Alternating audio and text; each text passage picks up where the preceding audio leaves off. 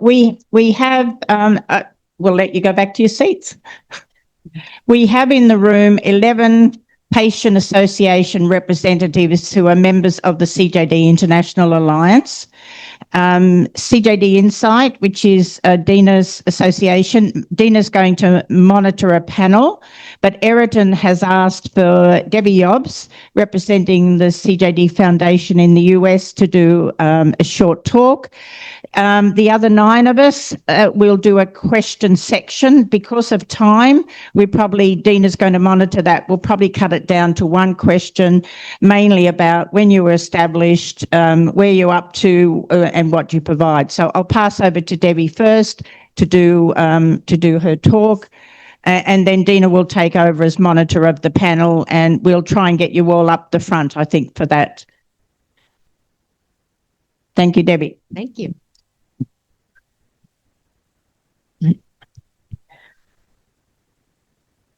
So welcome everybody, and thanks for the chance to tell you a little about our programs. Eriton works at the National Prion Center in US, and we collaborate a lot with them. Oops, forward. No. Where am I pointing? Oh, now it worked. Okay. Where am I pointing? I don't know. Okay, so just a quick view of our programs. Are you advancing them or am I? Sorry. It's not working. Not working.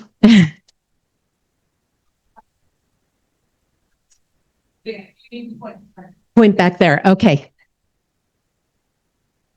Okay, so just quickly, the most important program we have is Helpline Services. We have, as all of you do, families calling and emailing daily. We are able to answer a lot of their questions and refer them, fortunately, to the Prion Center for a number of studies like the MRI and autopsy program. We also refer our families to our support groups. We host a lot of Zoom support groups, about close to 50 last year. That includes current caregivers, past caregivers, bereavement programs, genetic support groups. I got too good at that clicking. Hold on. Our website is also very helpful because, as I experienced as a caregiver, many of you have, it's the middle of the night sometimes when you have a question.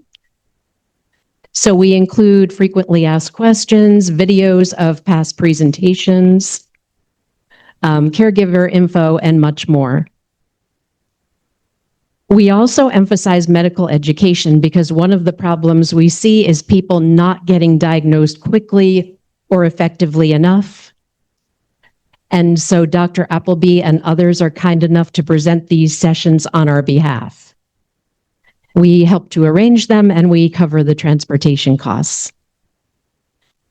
We are also really thrilled with the success of our research grant program. We've now awarded about 98 grants in the history of the program, 9 this year. And we often call, email, and visit Washington, D.C., although they are closed right now. We want to make sure that representatives understand the impact of the disease on families. And we have an annual family conference, which Eriton has attended and spoken at, and we invite all of you, you're very welcome to attend. It includes not only lectures, but Q&A and informal conversations with experts. So next year, we are in Chicago, in the middle of the country, and we welcome you. And we also post all of the recorded sessions on our website. How do we pay for the research grants and other programs? A lot of the funding comes through an annual event called Strides for CJD.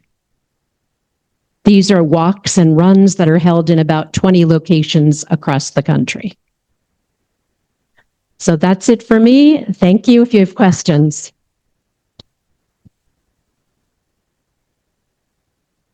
Thanks, Debbie. As Suzanne said, we have many here. We started the Alliance back in 2006, with just 4 countries represented. We have now a total of 19 member organizations representing 18 countries. And here, for the first time, we've never had this many, we have 11 member associations represented. So coming, what I'm going to ask you to do is, I'll give you the microphone, or you can come up and tell what your organization is, when you were established, and highlight kind of where you are, what programs or services you offer. Keep it short, because I know Ayrton has to wrap up. And I think it's important just to recognize that, you know, we have probably 5 member organizations that are very advanced and mature in their progression of becoming a organization. We have others that are just starting, and that's okay. The beauty of the Alliance is that we share information. We use best practices from the ones that are more advanced to help the others grow and advance quickly, so the families in your country get the support that they need and deserve. So I am going to just have my list. So no particular order. I tried to do alphabetical, but I lost track of who was here. So I'm going to start with Austria. Jeremy.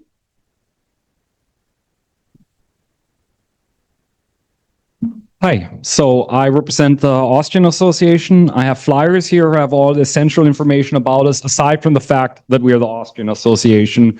That only occurred to us afterwards. We are so in English, we call it relatives for relatives. In German, it's Angehörige für Angehörige. So that's more like those affected for those affected. We're a patient advocacy group. We exist in cooperation with the medical surveillance infrastructures and under the umbrella organization of an association dealing with rare diseases in general in Austria. And we basically, we've existed since 2023. We don't even have, we are on the process of becoming from group to association. We don't even have a bank account yet. We're not allowed to have one until we have finished this procedure. So what we organize is organize meetings of different types, walks, meetings at Christmas markets or whatever.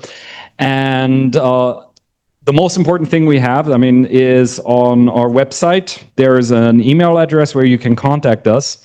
And people do this, not just from Austria, also from Germany. We have had people contacting us. And we have been fairly successful at bringing people together with people in our network who have had similar experiences. Because, of course, it's a different experience to lose your spouse to this disease than it is to lose a parent, than it is to lose a child. It's a different experience if you're dealing with a sporadic form or with a genetic form. And basically, this has been is to get people in contact with the people who have the most applicable experience. Jeremy.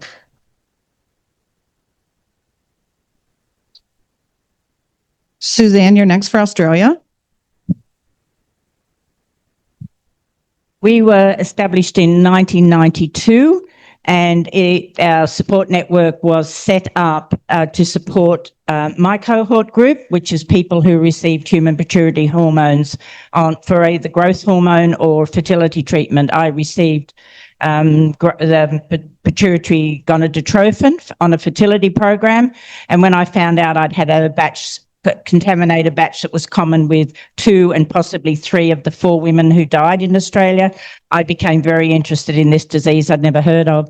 So we were funded and set up then. We started to work a little bit with families, but we officially in 2004, with a genetic family member, we started to really support families. Although we weren't funded for that, we've only been funded to do that with our current contract.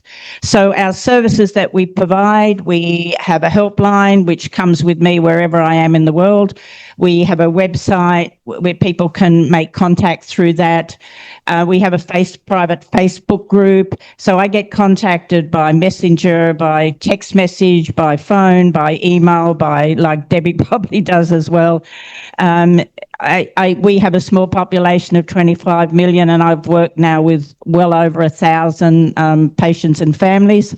And I think we get about of cases in Australia, I think we get contacted by about 80 or 90%. We have information packs for the families that we send out. We post those out because we have printed brochures they can give to family. We also have information packs that we send out to clinical teams. I've been doing an education program since 2008, where I was actually going around to hospitals talking about infection control issues, talking about patient care, what to expect. We've now moved on to doing, in the last couple of years, clinical workshops where I get people like Professor Stephen Collins, Christiane Steeman, all our experts to come along to each state. We get neurologists in that state to get on board to help, and we're trying to, and we Zoom those as well, they're remote. So we're trying to educate now at that higher neurologists and geriatrician level, where before I guess I was doing more at the base of the nurses. And I think we've covered that. We also have a palliative care specialist who's a volunteer on our committee, and she helps with symptom management. She will talk to the GP or palliative care doctor and help them out with symptom management. And she's now starting to be known to be connected with us. And she's done quite a few conference talks at GP conferences, general practitioners, and she just last week did a palliative care talk to 140 palliative care doctors. So we're trying to do education. We have just hosted our 16th annual conference for families, and we do face-to-face informal meetings in each state each year, where David, my colleague, and I travel, and we have families come along. It's very informal. We have a bit of updating if there's anything, but it's more for them to talk and share their stories and network and get to know one another. So that's basically what we do in Australia. Well, did I miss something? Oh, yeah, we do a lot of fundraising. We get a lot of donations from memorial donations. People do fun runs similar to the States and the UK. And for a small country, we get in at least a couple of 100,000 a year. We are at the moment, we've been hanging on to that money for a little while, and we've just funded a longitudinal study. So we've been able to join Prion at Risk, that I know Inga's and Peter are very involved in. And we've funded the first year. We've committed to fund that for 5 years. So we're just about to start. We're just at the ethics approval. So that is fully funded by family donations. And we wouldn't have had RT Quick in Australia when we had it if we hadn't had donations from families. And one family in particular, who are genetic from the Calabria area in Italy, where we have some clusters in Australia, they actually funded 3 of the first RT Quick machines to get that going in Australia. So we're very grateful, as everybody else is, to the donations from families, and they make so much difference. We're lucky we're funded fully to run our network. It's not a lot of funding, but it's enough. So every cent we get for donations goes to donations. Have I finished?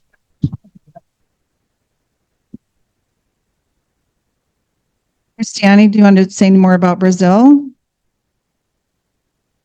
Or Eritan? I know you. Little. Cool.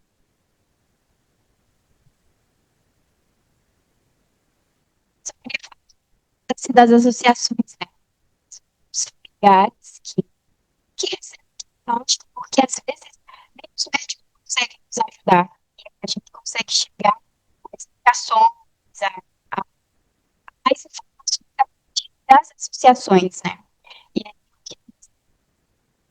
E aí eu queria falar um pouco sobre, né, a importância da criação de associações e suporte aos familiares que as associações dão, porque graças a esse suporte das associações que nós conseguimos sermos vistos, né, e ter esse apoio dessas pessoas que criam associações. É isso. Obrigada.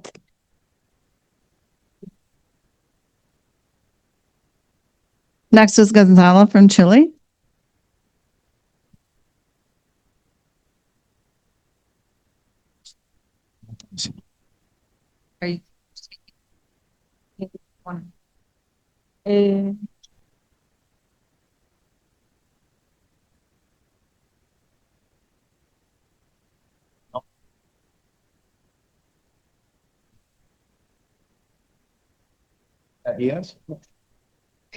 His name is Gonzalo Sieyes. He is the president of the Foundation of Neurodegenerative Diseases in Chile.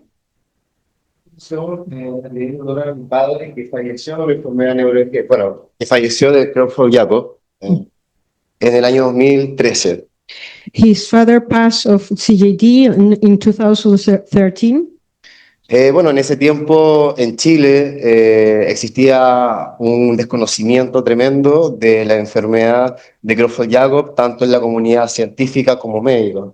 Yeah, in Chile there is there is no knowledge of the disease, so it was really difficult. The process of the diagnosis, and he suffered many of the consequences of not knowing. Neurologists couldn't help him. Es por eso que tuve que recurrir a la comunidad internacional. He asked help from the international CJD community. A través de Florence, de la Fundación de Creutzfeldt-Jakob de Estados Unidos. So through the CJD Foundation in United States. De la cual estoy muy agradecido. He's really grateful for that. Ya que gracias a ellos también nos incluimos como miembro de la Alianza Internacional de Creutzfeldt-Jakob. So we're now profit. Y me pude acercar también a Deprión, a Deprión 2014. En donde pude conocer y contactarme con los profesionales que me había comunicado por correo electrónico en su oportunidad para que me ayudaran con mi padre, los cuales me ofrecieron envío de muestras biológicas a sus distintos laboratorios. So 2014 he could come to prayer meeting on Italy, and he made some important contacts that allowed him to diagnose his father with sporadic CJD. Luego de eso, mi idea fue utilizar esa red internacional y nacional de profesionales para ser un puente para con las personas. So that's the funding of our foundation, Neurodegenerative Disease Foundation in Chile. Y es por eso que finalmente nuestra misión es poder ayudar a todas las familias afectadas por Creutzfeldt-Jakob y enfermedades asociadas a neurodegeneración, con el objetivo de que, de que puedan contar con toda la información necesaria para un buen diagnóstico y como base, y finalmente puedan también sobrellevar la enfermedad y también lo que acarrea las consecuencias de tener un familiar afectado. So he says that the main objective of this foundation, it will be to support all the families that are affected by the disease, and then to give them information that they need, and also to support better diagnosis and to support research on prior diseases in Chile, and therefore to improve not only diagnosis but also the support part of the families. Y además nuestra misión es potenciar la investigación científica en Chile a través de estas instancias en donde la comunidad internacional se puede acercar más a la actualidad de nuestro país. And the foundation has done plenty of work in supported scientific research, and also to provide information for clinicians and MDs and neurologists that need formation on this kind of diseases, prion diseases, and also neurodegenerative diseases in general. Es por eso que para nosotros es muy importante estas instancias de la comunidad, con la comunidad internacional, Y bueno, agradezco a la Alianza Internacional por la invitación y espero poder, bueno, que sigamos en contacto con también las otras organizaciones de Crefeld Jacob que están aquí presentes y que yo no conocía, para que podamos compartir la información y podamos compartir las experiencias con las distintas organizaciones. Tuve la oportunidad también de hablar con la Organización de España, que en donde pudimos interactuar y intercambiar distintas experiencias con respecto a los liderazgos de las organizaciones sociales, y que creo que eso nos va a potenciar mucho como organización. So we're really grateful to be here. Gonzalo says that it was really helpful for us already. We have been exchanging a lot, and it is very good for us because since from this point, I think we will emerge very functionally as a foundation, and it will work better for the families in Chile. So he's really grateful to all of you for the invitation. Muchas gracias. Thank you very much. Thank you very much.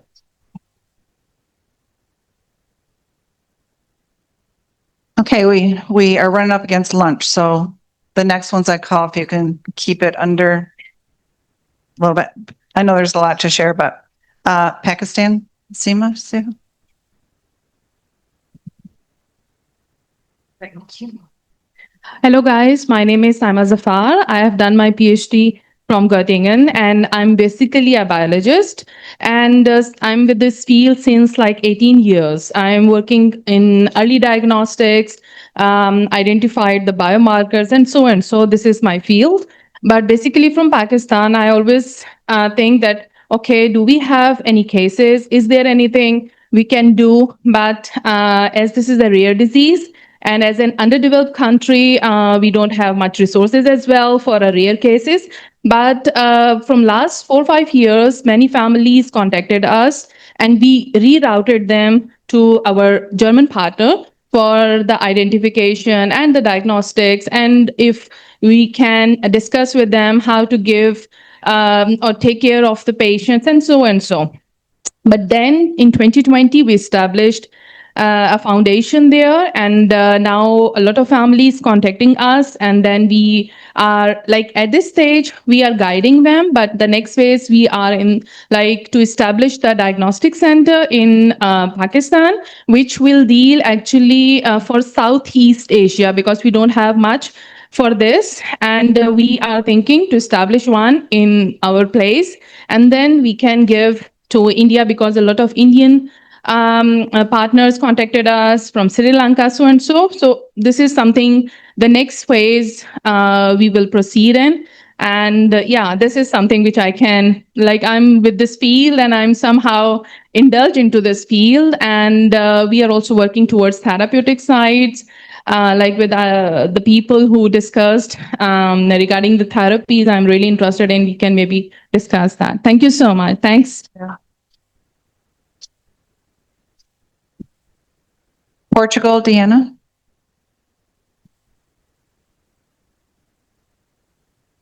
Okay. Hi again. So our association is APDP, is the Portuguese Association for Prion Disease. We were established in 2023, and since then we have numerous services. Let me just read them for you. So we have a helpline through Telegram, and we have also a WhatsApp group. We held virtual support groups as well, and we have meetings with members of the community. We have a website with informational material regarding prion disease and psychological impact as well. And we do education in local conferences. We are planning now to have a support group, an online support group for anticipatory grief for our community as well. And we have made 1 or 2 appearances in the Portuguese television to create awareness regarding prion disease and our association as well. And we have also written in a blog of someone famous in Portugal, which is Fatima Lopes. Right, okay. Right now we have some donations from families, and we have a membership fee for our association. But thanks to the Alliance and the International Alliance support, we are trying to become a public utility entity, in order to get some government funds and to have some support from families through taxes as well. Thank you so much. Thank you. Saji from Turkey.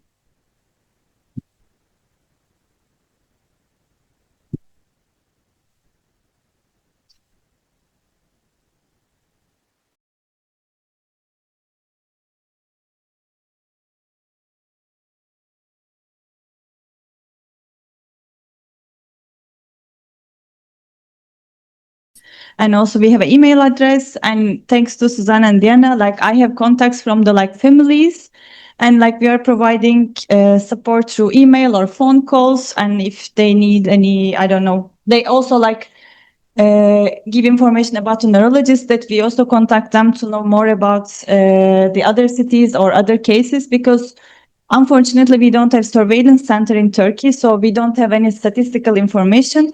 But we are also like contacting a health institute to get more information or statistics through the several years. Since we are not official foundation or association, we don't have the bank account or like to get financial support.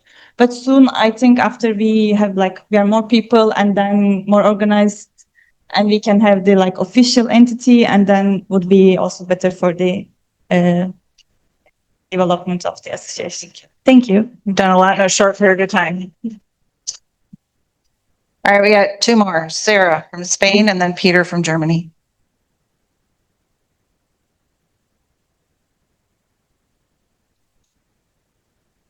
Hello, my name is Sara Gonzalez from Spanish Prion Disease Foundation. We was born in 2013, and since then we try to raise the visibility and the needs and funds for research.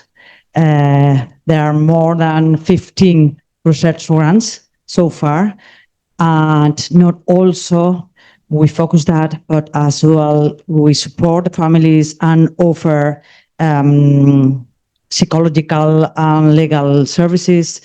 And as well, that point we deal with the Spanish Queen and Health Minister yearly. So we hope to get rights to improve the quality for the families and the patients. As well, we have one meet every single year where professionals and families can stay together and work together. So thank you. Thank you.